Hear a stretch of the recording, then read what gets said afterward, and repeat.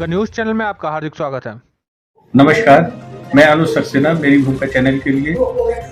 आज हमारे साथ है ऐसे व्यक्ति जिन्होंने समाज सेवा करके बरेली में अपना नाम रोशन किया है और समाज के लिए भी उन्होंने बहुत सारे कार्य किए हैं।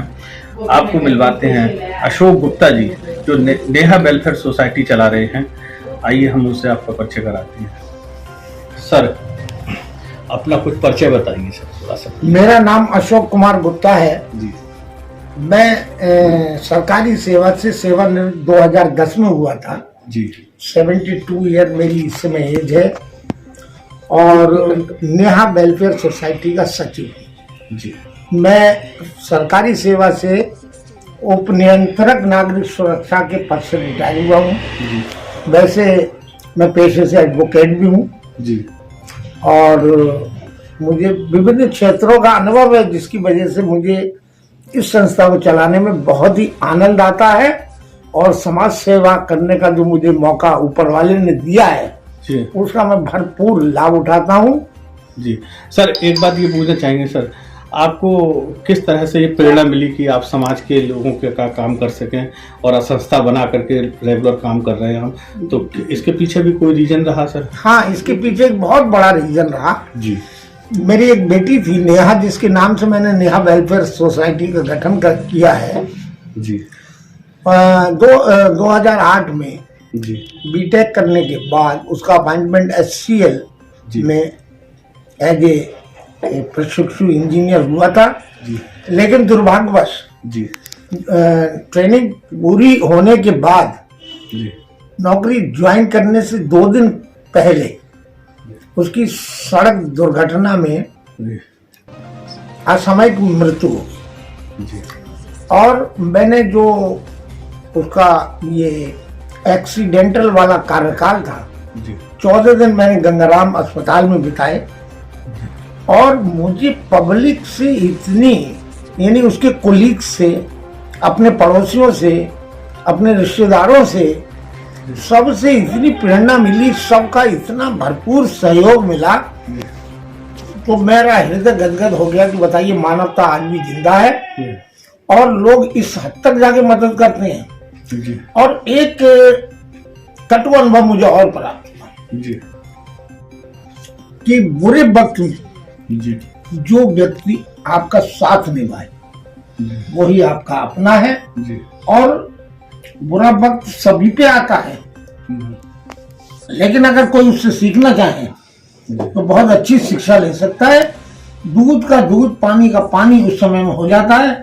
आपको उंगलियों पे गिन सकते हैं, उस समय में, मुसीबत के समय में उंगलियों पे गिन सकते हैं कि कौन आपका अपना है और कौन पराया है।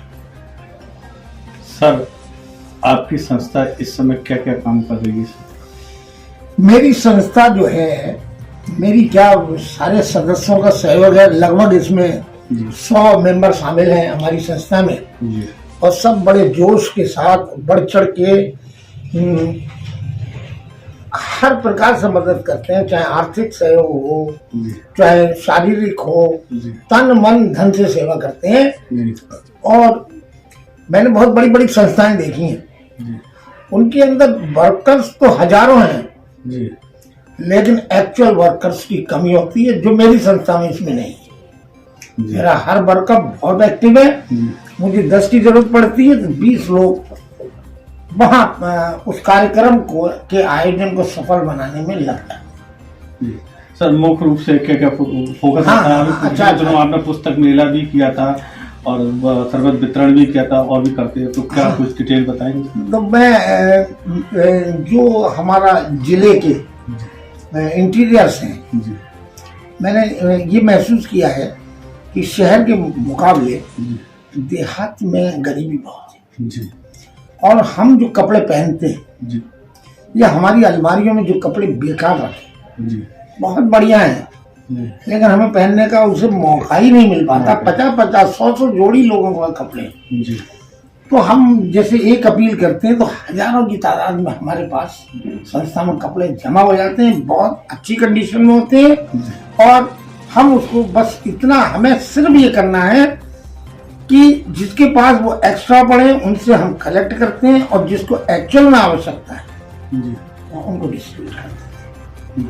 तो ये नंबर 1 काम तो कपड़े का होगा। इसी प्रकार अगर कोई बहुत गरीब आदमी है तो उसको भोजन की परेशानी है और उसका कोई नहीं है, तो हम उसको भोजन भी मुहैया करा दें और कराया है कुछ लोगों को।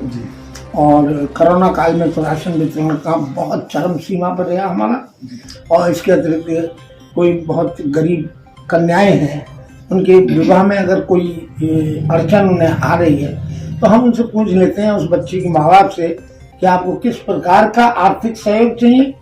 आपको कपड़े चाहिए तो कपड़े उपलब्ध करा देंगे, आपको बर्तन चाहिए तो बर्तन उपलब्ध करा देंगे। तो इस टाइप का छोटी मोटी मदद, मैं ये नहीं कह रहा हमारी संस्था बहुत बड़ी नहीं है, बहुत छोटा सा बजट है, जो मतलब 1 लाख रुपए पर ईयर का बजट।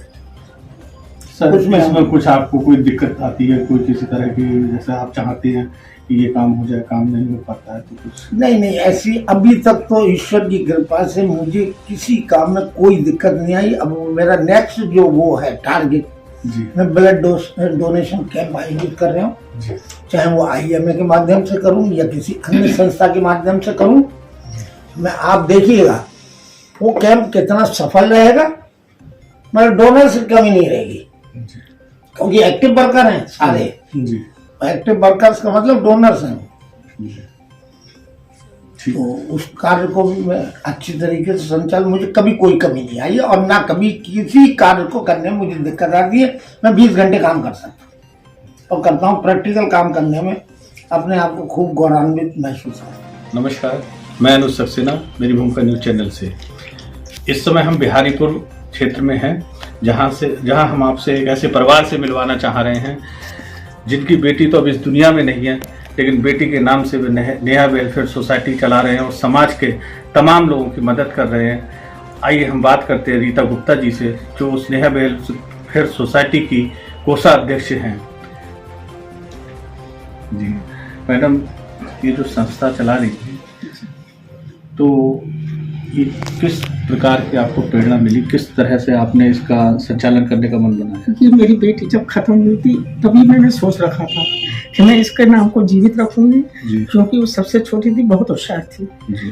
तो मैंने तभी सोच लिया था कि चाहे जो भी परिस्थितियों में उसके नाम को जीवित रखने के लिए एक संस्था चलाऊंगी उसके नाम।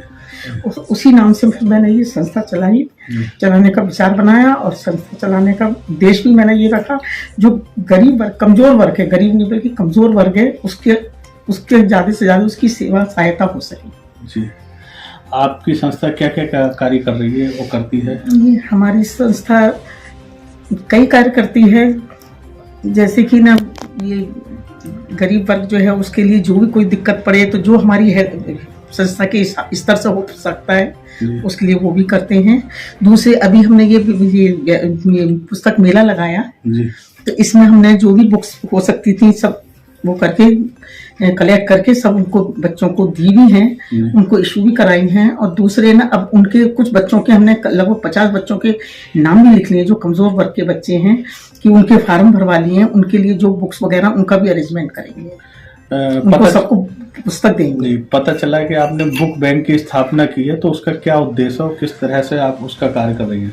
उसका उद्देश्य यही है कि मेरी बेटी भी पढ़ने वाली थी, तो उस पढ़ाई से ही संबंधित उसके कार्य को आगे बढ़ाने के लिए या उसकी इच्छा को आगे रखने के लिए मैंने ना यही सोचा, शिक्षा का प्रचार हो सके, जो कमजोर वर्ग जो बेचारे नहीं वो कर सके। इस उद्देश्य से मैंने कहा कि भी जो भी कमजोर वर्ग उसके लिए बुक बैंक का एक स्थापना करूँगी। जी, आगे भविष्य में आप बच्चों के लिए वो जो बुक कलेक्ट होंगी उनका डिस्ट्रीब्यूशन का क्या है? उसका डिस्ट्रीब्यूशन ऐसे करेंगे ना, बच्चों के फॉर्म भरवा लिए हैं, उनकी बुक पुस्तकों के नाम लिख लिए हैं, उनका कलेक्शन करेंगे और आगे उन बच्चों को बुलाकर सबको पुस्तकें उपलब्ध कराएंगे। हमारी संस्था में लगभग 100 के करीब जुड़े हुए हैं लोग। जी, और आगे भी कोई प्रयास है आपका? आगे भी प्रयास जो और मतलब दिमाग में आता रहता है, जो भी उत्थान के लिए जो प्रयास होगा वो और भी करते हैं। जब भी देवी है, जैसे ये मान लीजिए कि ना कोई है अपने पैरों पर खड़ा होना चाहता है, उसके लिए भी अगर वो कहता है मेरे लिए इस तरीके कर दो, लेकिन उसको हमें बहुत सोच समझ के करना होता है, क्योंकि कई लोग तो आगे बढ़ते हैं, बाकी कई लोग वहीं आपके परिवार में? मेरे हस्बैंड है, मैं हूँ, मेरे पति हैं, मैं हूँ, एक मेरा बेटा है जो नोएडा में है, बेटी है वो भी ग्रेटर नोएडा में है। वो दोनों अपनी अपनी फैमिली के साथ रहते हैं और समय समय पर आके बेटा हेल्प करने के लिए बेटा वगैरह आती है।